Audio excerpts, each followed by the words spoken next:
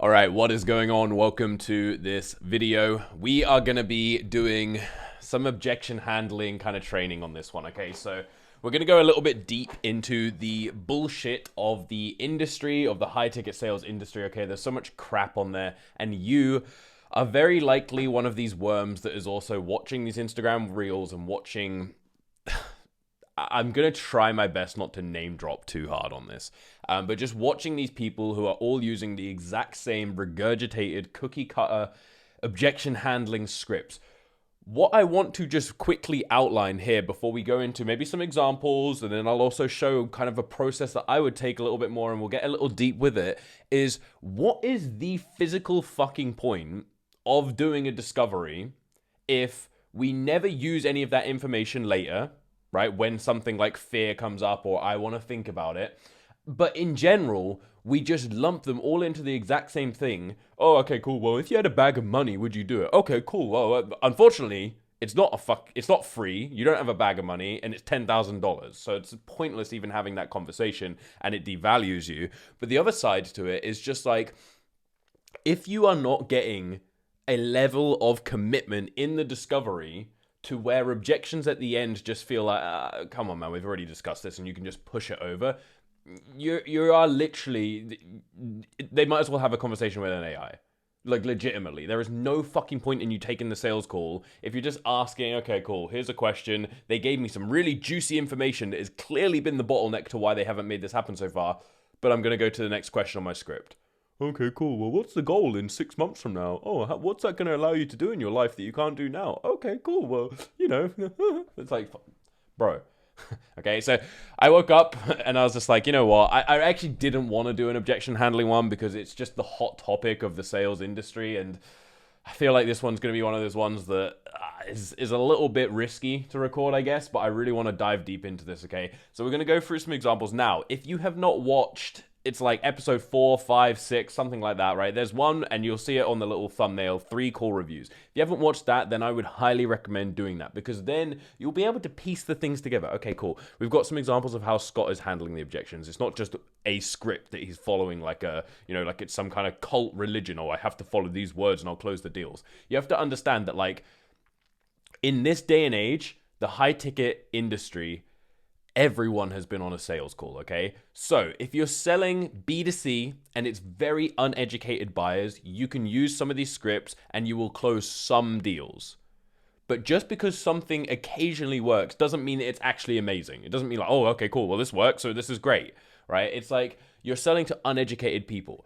I promise you, please, God above, try and do these lines on any type of sophisticated call, okay? For anyone that, most people know my background, right? So obviously, I launched the 18K product for Iman, right? It's $18,000 mentorship and licensing kind of product. These guys are all making 100+ K per month. They've been in sales. They have a sales team. I can't say, yeah, totally, man. Yeah, of course, yeah, I get that. I mean, money aside for a second, right? Let's just remove that from the equation. Would you do it? Yeah. Why, though? They're just going to say, brother, like, I've been on hundreds of sales calls, right? And it's the same thing if you are on any type of like B2B offer or even most B2C offers that have any form of brain cells inside of the prospects, okay? You got to be a little bit more creative than this. Like, are you a human being with a brain, or are you a monkey that watches Instagram reels and then just copies verbatim this bullshit that gets said? And then it's all the same recycled garbage, and you're like, oh shit, I've watched 20 reels from this one guy saying almost the same thing every single time. Let me go pay 7K on his course. It's like, holy shit. Okay, so... This is an interesting video. We're going to go into it. I'm fucking dripping right now because I've just got out of the shower, as you can tell from the sexy, wet, beached hair look. Okay, but over here, we're very unprofessional. I don't give a shit. I'm not going to re-record this. So, we're going to dive into this right now. I will show some examples of probably some bad ones, to be honest with you, and I will show you some examples of how I would then go about handling it. So, with that being said, my favorite one on earth. Now, let's dive into this just to really showcase that you shouldn't just watch a video and think, okay, cool, yeah, that seems amazing. Let me try that on calls, because you're just going to get treated like an idiot. Sleep. The client ever says to you, I just need to sleep on it. You literally said, I mean, I don't know about you, but I get some of the best sleep when I just make a decision. And I get that you fully want to think about it, but sometimes not doing anything will lead you to tossing and turning all night. Versus we've been on the call for about 45 minutes. You kind of know what you want to do. Let's just make the decision now and you'll get amazing sleep. So, unless there is something that I've missed across the probably thousands of sales calls that I've done, to my knowledge, the value of investing into something isn't that you might get some better sleep and not toss and turn. Okay? So sometimes when we go through these videos, you have to actually weigh up what is this information that I'm receiving, and does it logically make sense? Someone's like, yeah, I'm just the kind of guy that likes to sleep on it. Well, hey, man. Luckily for you, I've got the ultimate sleeping hack that I saw on Instagram. Pay $7,000 right now and you're not going to toss and turn in the night. Okay, let's just do it. You know what you want to do? It's just fucking stupid. Okay, right? So, and this is the whole point. If we've literally had a discovery where we've talked about the length of time that they've already been delaying this for, or we've talked about any form of reason and necessity and urgency towards doing this, that's the conversation that we're going to have with them. Not, oh, okay, well, don't you want to get some better sleep tonight? They'll be like, what? Who is this moron? All right, let's do this. So this is basically like a wellness program, helping people with pains, neck pains, jaw pains, all of this type of stuff, okay? So the first thing that I'm going to do, which no objection handling videos show you, is I'm going to give a little bit of context. As in, what did we actually fucking discuss in the discovery? Because otherwise it's pointless. Okay, I'm just going to go through the motions of a discovery and we get to the end. Okay, cool. Well, based on the plan, do you feel like we can get you to where you want to go? Okay, why though? Okay, well, if it was free, would you do it? It's like, bro, what was the point of the entire conversation beforehand, okay? So let's go through and just take a little look here at some of the pieces of information that he has given, okay? Exercising a lot. And then all of a sudden I just started noticing really bad headaches from my part of coming from the back of my neck to the sides. And there was days where it was better, but then it just kept coming back. And then when I started really getting worse is when I would do like I would work as a technician, then I will have a meeting um and then in that room it will kind of be a little bit like cold. Yeah. And when I was sitting down, I all of a sudden I started feeling like numbness in the back of my head. Oh gosh. Yeah, so I was getting numbness there, and at first I didn't think nothing of it. And then it just started to get worse, where I think my anxiety and panic started kicking in. Okay. Started noticing really bad headaches. At first, he didn't think anything of it. Then his anxiety started to kick in. Okay? So, first piece of key information. Now, again, what's the point of a discovery? It's not like, okay, we got this piece of information, blah, blah, blah, and we just ask the next scripted question. It'd be like, okay, so when did you first start to notice these really bad headaches, right? Because that's going to give a timeline. Okay, and then we're going to go down that route. Okay, so you mentioned at first you didn't really think too much of it. What was the shifting moment where you realized that this is a problem? Oh, it was here, blah, blah, blah. And then that anxiety, run me through that. How regularly are you getting that anxiety, right? Quantify it across a week. Okay, so 4 days out of 7, you're getting anxiety, right? Turn that number into a percentage, right? Because one of the things that I want to really make clear on here is these objection handling frameworks, they will not work on a sophisticated B2B sale. They just simply will not, okay? And this isn't a B2B sale, this is B2C, but we'll go through some examples of that and stuff, but it just won't work. Someone who's running a genuinely successful business and you say these objection handling lines to them, they're just going to know what you're trying to do and they're going to laugh at you. They really are, right? And you got to pick your battlefield. Do you want to be the guy that can only really sell kind of low ticket, unsophisticated packages to weak individuals? Or do you want to be able to be the person that can close some heavy deals, right? So, and I've said this before, I've been on an ATM investment offer, right? Minimum deal was 104K on there. Dude, Imagine I said that to these guys. They're all in real estate. They're all like investment bankers or doing that, whatever, right? They're all got like, strong careers and they've got investment portfolios already and they've got real estate and Airbnbs and whatever, right? All of this bullshit. I can't say that to them because they would just literally laugh at me. And that's what I'm saying when it's like, yeah, you're new into high ticket sales maybe, and it's exciting. You're like, oh, nice, oh, wow, this seems fun, this seems cool. But like, there's a certain caliber where you'll just realize this isn't working. Okay, but anyway, from here we're gonna have that conversation around those types of things. Okay, and then I'm just gonna give a few more pieces of information. Right, I have some timestamps. I want to go see my doctor, and they did MRIs, they did X-rays, and so far everything, all the results that I've gotten from all those tests, even blood work, everything has came out good. Okay, so everything comes back good with the tests and also the blood work, but do you feel normal? I guess. Honestly, there's days where I feel okay, but there's days where like I have no, I feel like I'm just, I don't have energy, I have no energy, and All right. So here, he went to see a doctor. Everything came back all good. We asked the question, do you feel normal? Right? And then one of the best things to have is a sensory acuity towards this, right? He said, there are days where I honestly feel okay. But how did he say it? There are days, where I feel okay, but no, like that's not, he doesn't feel good. And I would say that, hey man, you seem frustrated by all of this. You seem fed up. Yeah, I'm just super fed up. I'm blah blah blah, like da da da da da da da. And we're creating these micro commitments, right? It's like, well, because one of the things we'll go into is what he's tried. So it's like, you seem fed up. How long have you been trying XYZ? But do you really feel like it's gonna be able to truly alleviate the things that you've been feeling? No. Okay. Why do you feel you've continued to do it knowing that regardless?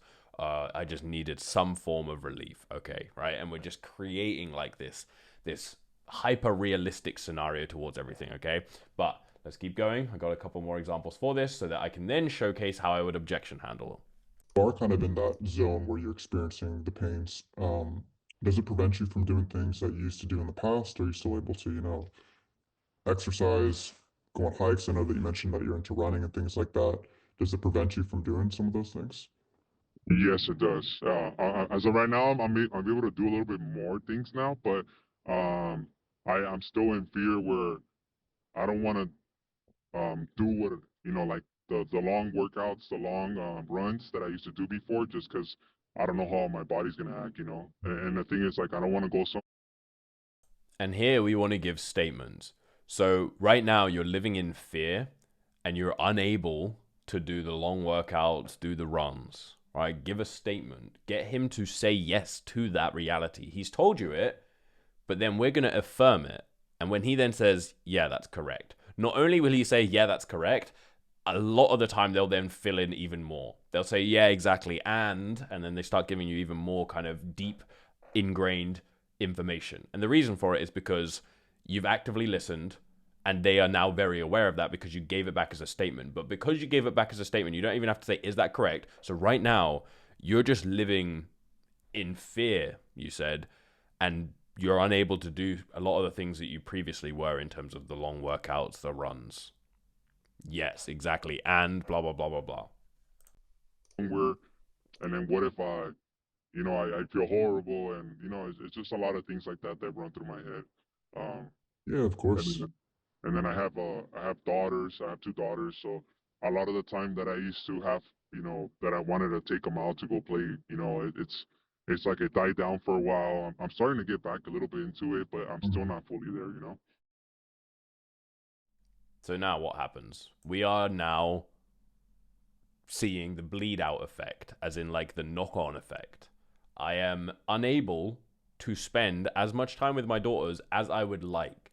This needs to be the entire next section of the conversation.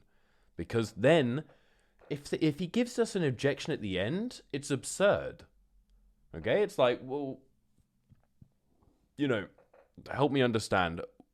when it comes to being able to spend time with your daughters, how exactly is that being affected right now? Well, I can't go out, I'll play, I can't do this, I can't do that. When was the last time that you were unable to do something with your daughters that you had wanted to because of the pain? Bring it to the reality, bring it to the current situation, right? I say this all the time. People will run away from a burning building, as in their current situation, much faster than they would run to their dream house, as in the future state, okay? So you have to be very mindful of that. It's like, okay, well, we can ask him about, oh, what's it going to mean if you're able to spend more time with your daughters? Oh, it would be great. I would love it, but it's hypothetical.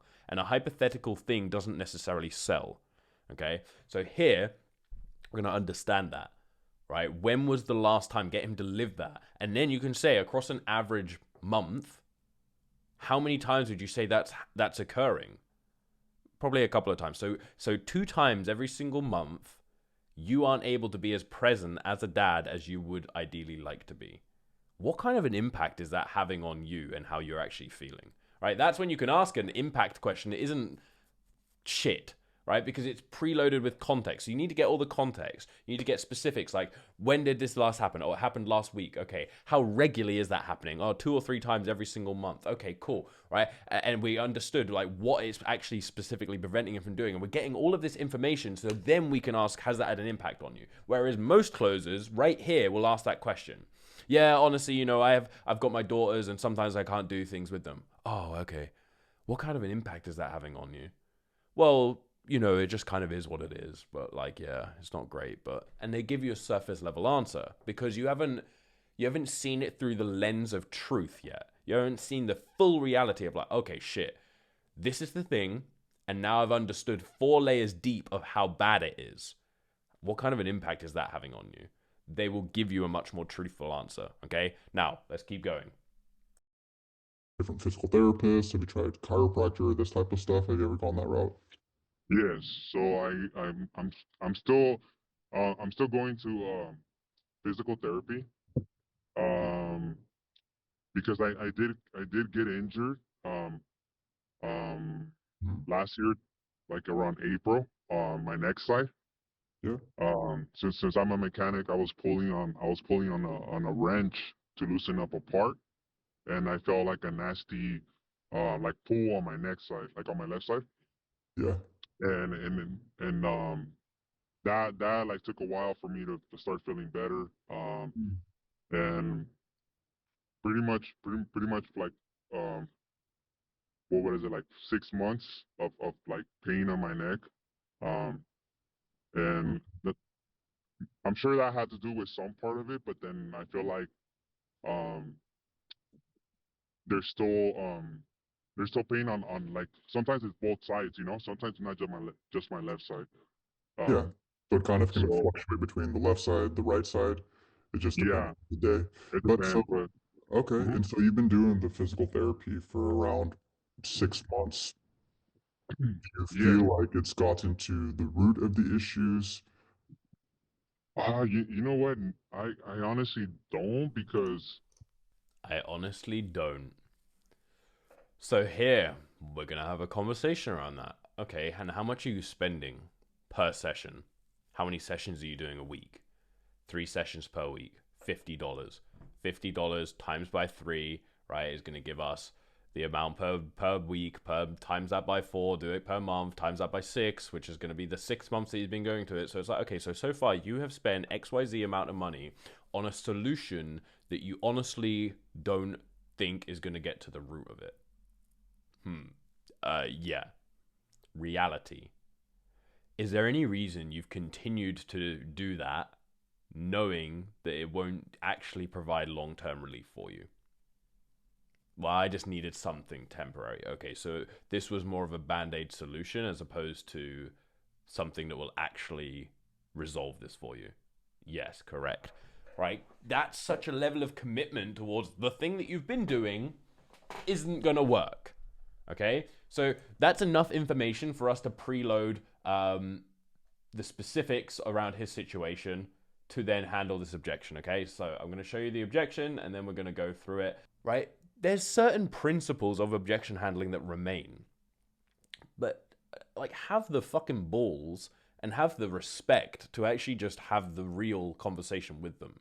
Right? It should be tailored to their situation. It should be layered within the reality of what you've discussed in the discovery. So many more people to Dr. Joe. So I guess between those two options, what sort of feels like the best fit for you?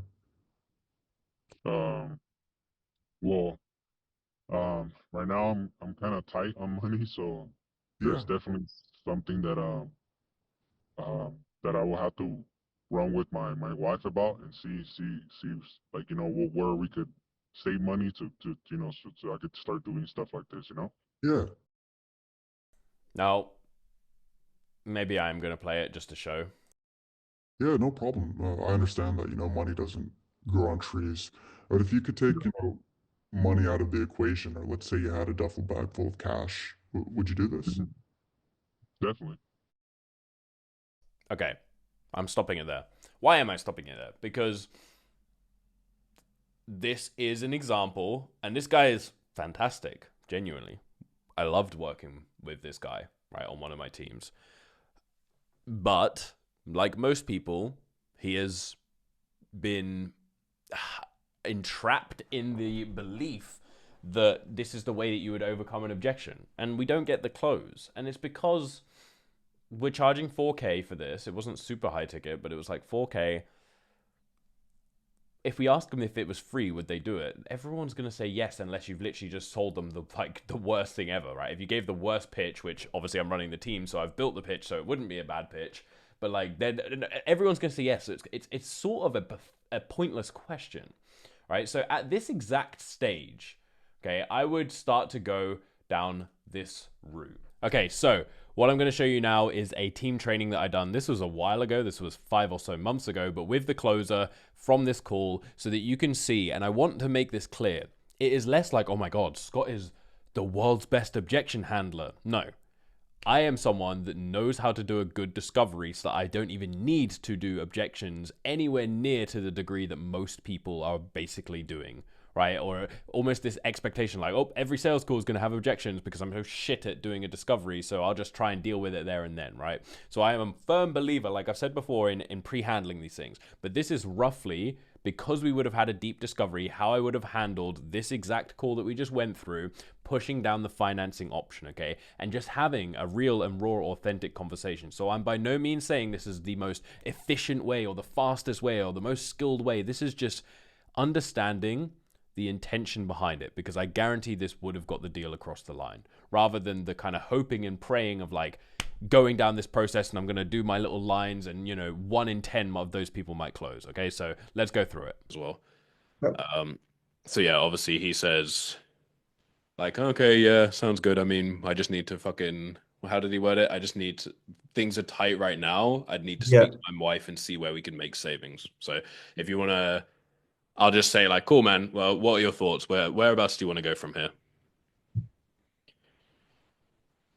Yeah, everything sounds great, but to be honest with you, Scott, finances are just really tight right now. I got to go talk to my wife about this first, and then I'll be able to get back to you, see if I can figure it out. Okay. Yeah, I totally get that, Michael, for sure. Obviously, we've had a pretty deep conversation about the long-term implications of this. And just for me, honestly, like ethically, the most rewarding thing that I see from these calls is finally allowing someone to be free of the pain that you've struggled with for years. Okay. And we obviously had a deep conversation around this. Now, I'm sure your wife is fully in support of you actually fixing the pain, right? So that you can have a better life together. Let me just ask you, given that you have already tried conventional things in the past, do you feel like everything that we went through here today and working directly with Dr. Joe could be the key here to actually unlocking like a long-term solution for your pain? Yeah, I think for the most part, I think that this is what I need to do. Okay, cool. And then I guess given that you mentioned in the past the pain was worse, do you have concerns that it could go back to that or even be worse than that experience? Oh, of course. Yeah, I get anxiety over it all the time. Yeah, I can get, of course, I am scared that it gets worse. Okay. So I guess let me ask you, like, what's the other option here? Continuing to spend money on something that's just providing short-term relief? Yeah, I mean, to be honest, I don't want to do that. I know that's what I'm doing, Scott, but I just feel like that's obviously not the best option based on what we were talking about. Yeah. And look, I respect that you're open with this. I think you're the kind of person that I can be truthful with, but let me just ask you, Michael, do you want me to tell you what you want to hear or what you need to hear? I guess I'd prefer you to tell me what I need to hear. Yeah. Okay. Given that you mentioned you have a newborn baby on the way, have you considered the long-term possibilities of continuing to basically try and cope like you are right now, and how that could eventually leads to a crisis, okay, where you're basically left in a position where you cannot operate normally in life. And then obviously in turn, that has an effect on the quality of your life, obviously for yourself, but more importantly for the life that you are bringing and raising into this world. Yeah, of course. Of course, I've thought about it. Yeah.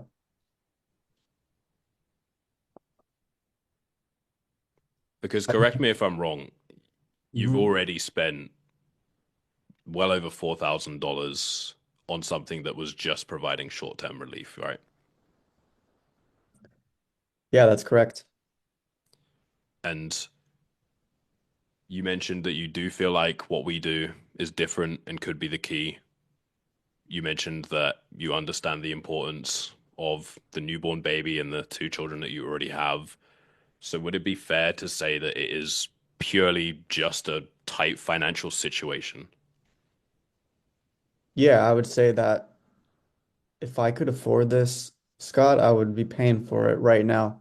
I'm just nervous that because of the baby coming, like in the past, I have spent that 3 or 4K, but that $180 a month, it's going to be very difficult for me to kind of squeeze that Mm, with the baby coming. Like I'm just nervous. Am I actually able to, take care of the kid, put food on the table for the family?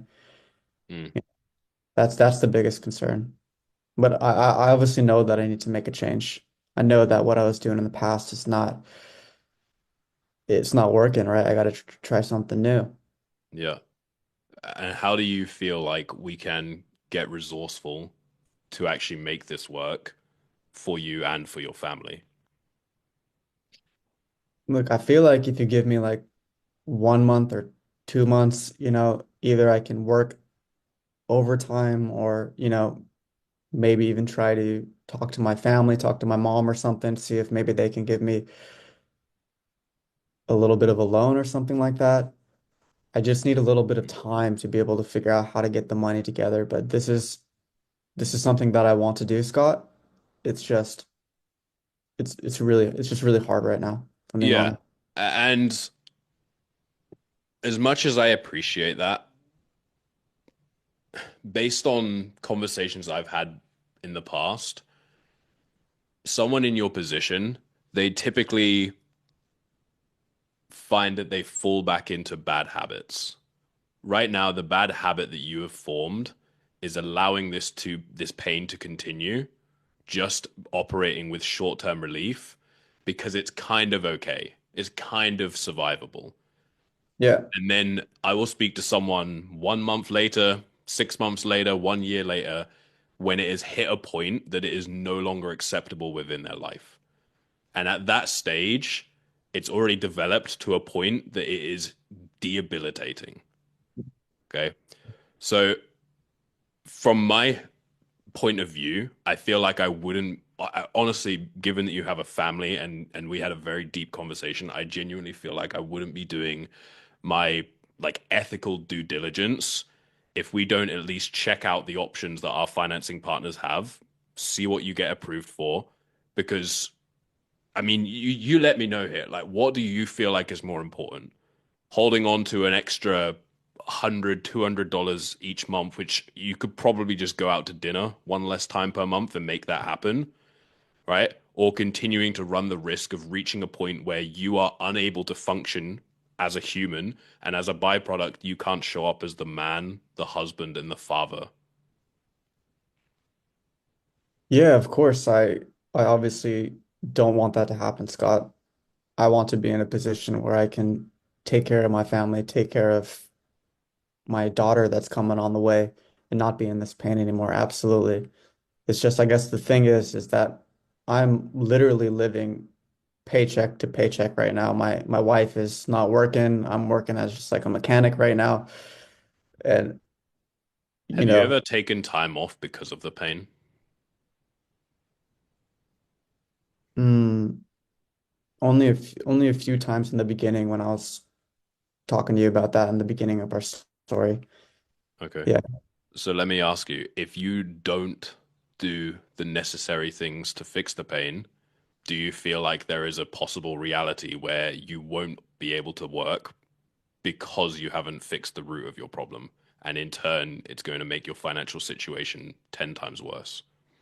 Or I'll even give you the flip side of that. Do you feel like you'd be more capable of a worker if you didn't have this pain and you could then work more hours or take on a more high paid job or whatever it might be? Yeah, of course. I feel like the trajectory that I'm going on right now, that's probably what will happen. I'll probably get to that point where it's just going to be too much. But if I'm being completely honest with you, Scott, I feel like it's not going to be, it'll be like 5 years or something before it actually gets to that point. Mm. Even though I'm in a lot of pain right now, Scott, I feel like that I can continue, working the way that I'm working now. Maybe in 5 years, if I don't get this solved, it'll get just too bad, I guess, for Mm. me to continue working. Do you think that's a selfless way to think? Do you think that the Myself. pain that you have currently going on, that you mentioned, you don't sleep as good as you could, which is in turn affecting your mood? Sometimes you've had days off, right? There's various things that are already showing up in your life. Do you think that it is a selfish thought to have that mentality that, like, I'll just push this down the road for 5 years until it becomes such a glaringly bad problem that it's ripping apart everything in my life? Mm. Like like selfish towards my family and things like that. Yeah. Yeah, I guess I never really thought of it like that. Yeah, I guess you could consider it. Because let me just Yeah. say this, man. Like, at the end of the day, the main thing I want to see is that you are actually viewing this as something important, because Dr. Joe will work with you directly to ensure that you're going to get the results that will literally change your life like it has for numerous other people. Okay. Now, Mm, that only can start with you. Right. So if I don't even feel like you're open to looking into the financing options and trying to make this work, then ultimately we might not be the right people for you and you can continue the short-term release, right? But let's say we go onto the financing options, you take a look through, and then we don't get approved or just something, it just doesn't click for you. At least I have seen that you've been willing to put in that work there, and then we can figure out what that actual action plan looks like for the next month or so that we can make that a reality. mm, Now, if you want to push it down the road 5 years from now and just wait for the day that you're crippled, mm. that's definitely not the kind of person that we would want to work with in the first place. But given the conversation that we had and how open you were with me previously, I was under the assumption that we're at a stage where something needs to change because you have a newborn on the way and things are only going to become more stressful and more intensive. Yeah, no, you're right, Scott. And I definitely like that's not an option. I'm not gonna wait 5 years.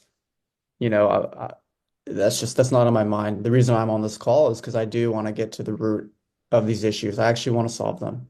I'm being genuine about that. And do you think your present actions today dictate what happens in 5 years as well?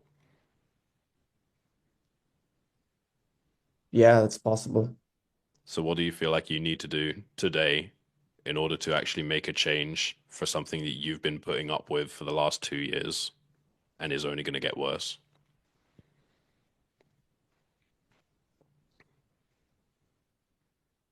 No, I just got to figure out a way to get this money together, Scott.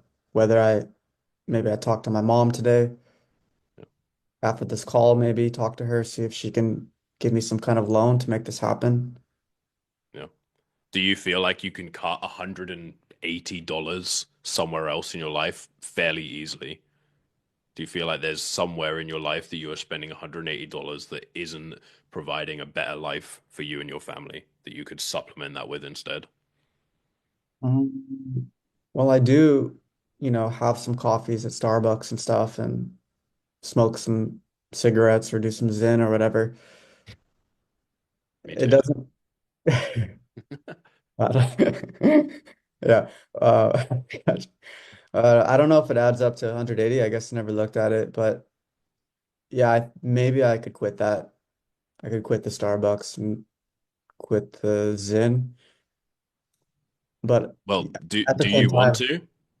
Do you want to, or would you rather have those things and run the risk of having a terrible quality of life?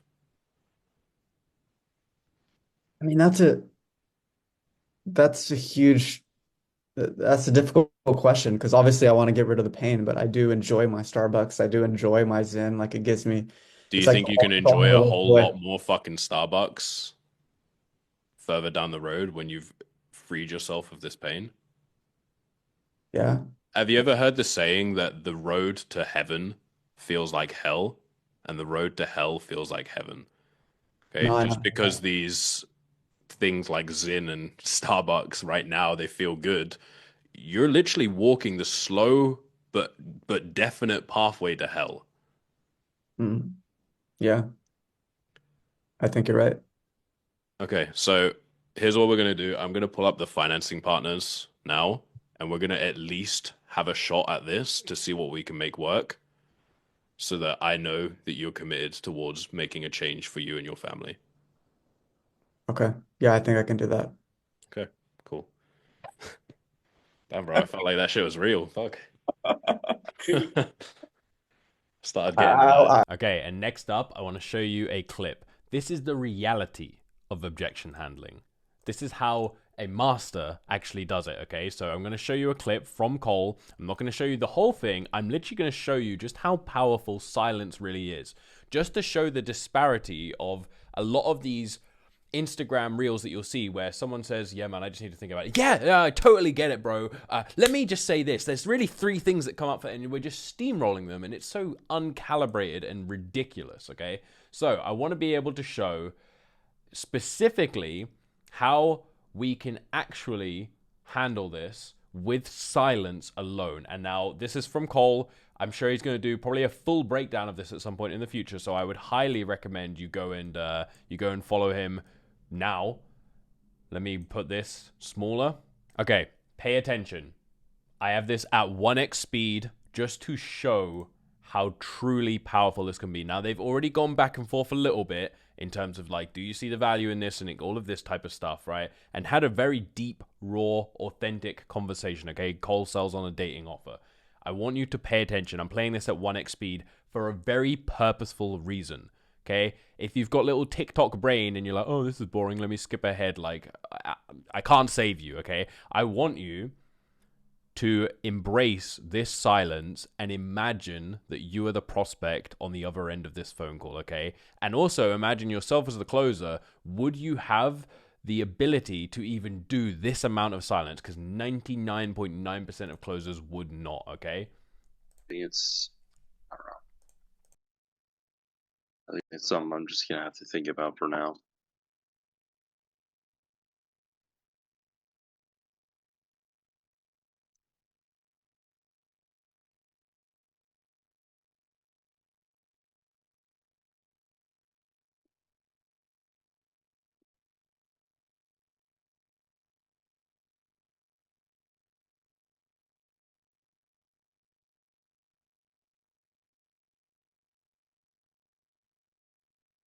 You've had this problem for your whole life, right? Yeah. Okay. So you've been thinking about it for the last 28 years. And that is all that you're getting. Right, this is a masterful call to watch because this is holding someone accountable to who they can truly become, okay? And we're sort of like midway through right now. And this is like the moment where it's like, okay, we've gone through everything. You do believe in the value of it. It's only fear, right? We've literally isolated all of that, and now it's just like boom, now we come in with the reframing and with the holding them to the higher version of themselves, okay? So this is a masterful call, like I said. Go check out Cole because he started posting on YouTube now, so I'm sure at some point he's going to do a breakdown of this. But I just wanted to show you a little segment here of what it's like on a real call, not these Instagram reels where I'm willing to bet my left arm that at least 50%, probably closer to 80% of them are just fake. It's just them and their buddy jumped on. They put a little deep voice thing on it. It's not even a real sales call because all you see is the little high quality camera set up recording them. It's total bullshit. But this is an example of a real call, and he closes, right, for the full fucking amount, even though it was way too much money to begin with, because we were so confident in our abilities and with silence, and to hold them to a higher version of themselves. Next, I'm going to show you an example of an 18K product call that I was on. This guy is making a lot of money, but I'm understanding how to navigate. So I could tell and feel that this conversation, the things he was telling me, was bullshit. Okay, and we're already deep into things on here. So now with this one, I'm taking it with a bit more of a level of forcefulness because I have the adaptability. Someone like the call that we just reviewed, it's going to be very based in the real, raw authenticity of what's it cost. For this business owner, he's making a fuck ton of money. So the only thing that will determine that is what makes sense logically, which is the numbers, right? As a business owner, they either want to save time or make more money or basically have those things happen but at a faster rate, right? Someone might be making 200K a month and they have been growing steadily for the 6 months that they've been running the business. They probably don't have concerns that that's just going to suddenly stop. But we can break apart, okay, cool, let's figure that out. Okay, so you've been growing by this amount, right? This percentage per month, right? Okay, what's the leads at? What's the conversions at right now? What was the monthly revenue? What are your profit margins? Okay, blah, blah, blah. What's the chaining process? All of this shit, right? And we pull it all apart and we get deep in it and we figure out, okay, who's contacting the leads? Oh, I'm contacting the leads as the business owner. Interesting. Okay, cool. So you're spending this amount of time contacting your own leads. Any reason for that? Blah, blah. And we're just getting deep with all the numbers, with the consultant. We're helping them look at areas of their life and their business that they never thought about, okay? Because then what we need to talk about is the numbers. And I'm sure I will join it, but I think now now is not the time. Okay. I will definitely join it, and I'm sure, I'm 100% sure we will speak to each other again. I don't know about that, man. I've done this for a long time. I know Yeah. that a no now is normally a no later. Nothing's going to change. The timing doesn't become better, okay? You have business owners that say the time Yeah. isn't right, but I'm going to do it anyway because that conditions myself into a stronger business Yeah. owner. Or you have the people that say, hey, the time's not right, and then the time is never right, and they never reach the level that other business owners that are able to make a qualified decision reach. Yeah. Does that make sense? Yeah, Scott, I have mentored about 5,000-6,000 students. I'm pretty confident on that. I tell people the things you are telling me. I tell my students that. Okay. So How do you think it? How do yeah. you think it feels to be able to tell students one thing, but you aren't able to follow the same process yourself? Yeah, practice what you preach. Exactly. So Yeah. my question to you is, do you think that what we do here, working directly with Iman and the rest of our team, will take your business to much higher levels? Yes or no? Yeah, yeah, Scott, I know that will benefit me a lot. I am a quick learner. Only 1 hour call. I know if I make a 1 hour call with Aman and ask him some questions and I get what mistakes he did, I will easily, if I'm doing $1 million in revenue, I will do 1.3 million or maybe double. I know that. But now I need a week or later. Don't worry about that. And I'm sure there is no week. Yeah. It's not open in a week. So let me ask you a Yeah, yeah. question. You told me just Yeah. then, you know from having a 1 hour call with him, could be the difference, or it would easily, at minimum, will be the difference between 1 million and 1.3 million. So an additional 300K. So Yeah. my question is, do you feel like it's not worthwhile to put in, let's say that it's a machine, you put in 18,000 and you return 300,000. Does that not seem like a logical decision? It is a logical decision. I know that. Okay. You don't want to make a logical It's decision? it's common sense. I agree. Yeah. So It's common sense. if it's common sense, I'm super yeah. curious on really where the misunderstanding Problem is, the misunderstanding is Okay, And then it comes down to the reality. Oh, well, it's just the amount of liquid capital. I have to transfer it and do this and boom, okay? But like, it's like understanding that you need to have this adaptability, okay? I'm fucking dealing with one person and the reality is the kids and not being able to spend time with them and the conversations that we've had around that. This is just some level of they're not telling me the truth in that moment and I need to be a little bit tougher with them, right? And having this kind of blanketed approach was like, I'm going to take everyone through this process. It's kind of disrespectful in the sense that you're just assuming everyone just falls into one category and you can just hopefully deal with it. But then we're not looking at the cost of who doesn't move forward from going through that process.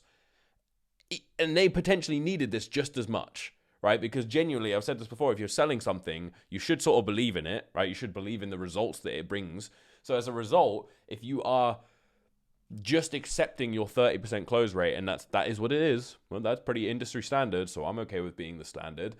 You don't think of the fucking 70% of people that could have moved forward if you were willing to step up and have the necessary conversation, whatever that looks like, whether it's challenging the shit out of them, whether it's about realizing and weighing up the opportunity cost of what could happen in terms of not being present as a father, whatever it might be, okay? What is that looking like? Because yes, there might always be this percentage of people that will never close, but it's definitely not fucking 70%. So you settling for 30% because you've just gone through this regurgitated sales training, you're kind of robbing them of what needs to happen. And the funny thing is like most of these people, they're all trainers and they were on 7th level. And it's like now they're doing their own thing, and it's just kind of like a slightly tweaked version of a 7th level process.